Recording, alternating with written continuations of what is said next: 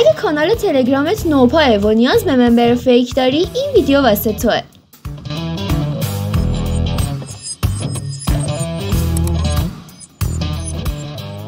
سلام، من موهی هستم. خوش اومدید به کانال من. امیدوارم حالتون عالی باشه. قبل از اینکه بریم ادامه ویدیو، لایک و فالو یادتون نره.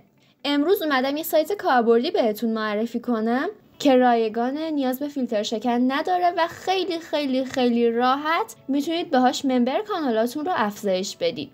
اول از همه لینکی که واسهتون داخل کپشن گذاشتم رو بازش کنید. بعد باید لینک کانال مورد نظرتون رو اینجا قرار بدید. من اومدم یه چنل 0 زدم تا بهتون نشونش بدم. همونطور که میبینید چنلم یه دونه ممبر بیشتر نداره. باید بیایم اینجا لینکش رو کپی کنیم.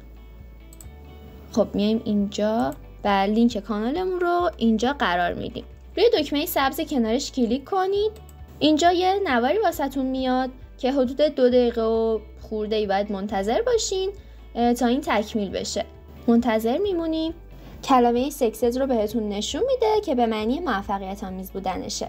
به همین راحتی. خب حالا اگه روی چنل خودم هم بیام نشونتون بدم، میبینید که از 0 به این رسید، اونم توی چند دقیقه فقط با زدن یه دکمه.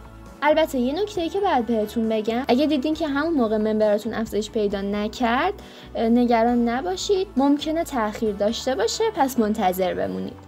یادتون نره که ویدیو رو لایک کنید، کانال من رو دنبال کنید. خیلی ممنون که تا انتهای ویدیو همراه هم بودید.